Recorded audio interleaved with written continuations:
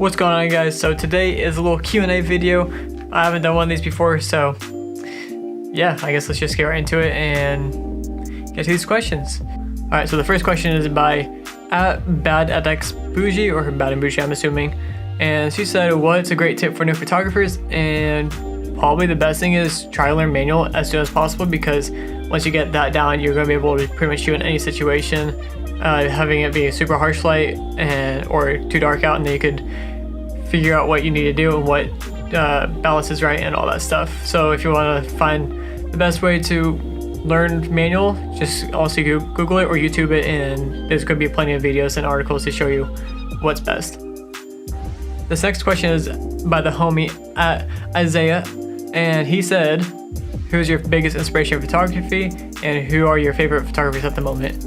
So my biggest inspiration when I first started out photography was Michael Sterick. I think a lot of people has him as their biggest inspiration in the beginning, or even still to this day. I have a huge list of people who are my favorite photographers at the moment, so I'm just gonna go ahead and say my top 3. So my first one is Paul Clark. He's killing it. I recently saw him come up, I don't know how long ago, I think 5-6 months ago or something like that. I think maybe a bit longer, but he's been killing it a lot lately. Same with Andrew Optics, and also you, Isaiah, because Isaiah has been killing the game. It's crazy on what he's been doing lately.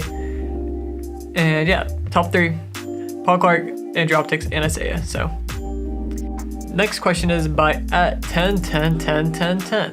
Don't know why that's the but I like it. Anyways, she asked, what programs do you use?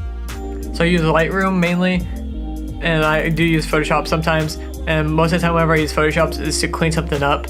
Like if there's like something that shouldn't belong in there and it's like ruining the photo, I just like content aware it out and just patch it up and all that, clean it up. And then sometimes I do add things to the photos and stuff like that to make it a bit better than what it could be. And yeah, so Lightroom and Photoshop. And then this next question is by Angel Bromeo? I don't know how to pronounce that. But she asked, what is the biggest photography lesson you've ever learned?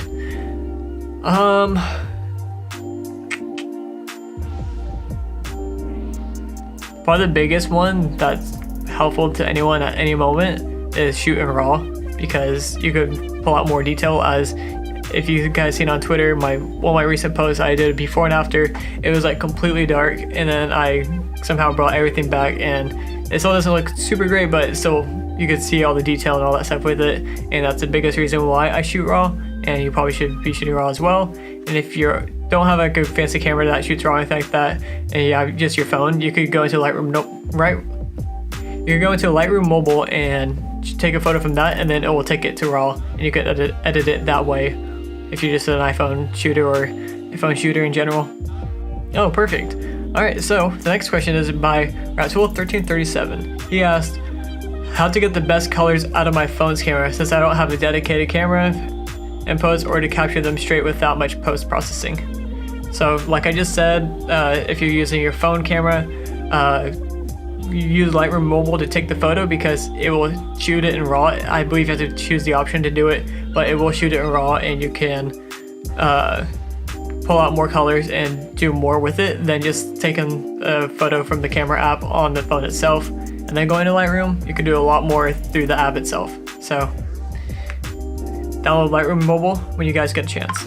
Alright, so the next question is by @Yaberry. I don't know. I'm guessing that's how you pronounce it. But she asked, when did you know or find your love for photography, and how long have you been pursuing photography?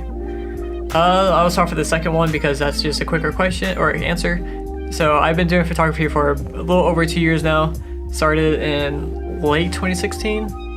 So no, I think it's been 2 years. So yeah, it's just like a month over 2 years or something like that. So right at 2 years, I'm assuming, somewhere around that time. When did you know or find your love for photography? So I basically found it through just Instagram, seeing how everyone was shooting and stuff like that. And I originally wanted to just film skateboarding and do skateboard photography and stuff like that, until I saw what people were shooting on Instagram and like ways they were shooting in different creative ways. And that's basically like what caught my eye into doing that more. I was like, I want to do stuff like that because it looked really cool, and I just really wanted to see what I could do. And I just fell in love with it. So yeah, now I'm here doing this. Alright, so this is a 3-part question. It's by @_celeste_xo. Alright, so to answer the first question, what was your first camera when you started? The Canon T5i. I originally got it as a graduation present, and I wanted to film skateboarding and stuff like that, and just film close up of me and my friends skating and all that stuff. Alright, and the second question is, what brand do you think is the best? Canon, because I've always used Canon, and I have used Nikon before, but those are my friends' cameras, and I just play with them a little bit. But other than that, Canon. What do you wish you knew when you were first starting out? So once again, it's not overexposing shots, and I wish I knew how to shoot manual right away instead of just shooting auto for a little bit and shooting JPEG. I shot JPEG for a while, and I realized that it was a really bad decision because it butchered most of my photos, and some of the ones that should have been good didn't come out that well because I shot JPEG, and it compresses the file in size and just compresses everything a lot more and kind of just ruins it. And so yeah, so learning to shoot manual and shooting raw, because those are the top 2 things that you should be doing when you're first starting out, at least in my opinion. So I kind of want to do another Q&A at some point again in the future, don't know when, but if you guys want to see another one, be sure to leave a like, comment down below, and ask me questions there too. I'll be responding to those. And also subscribe if you guys are new, and I will see you guys in the next video. Peace.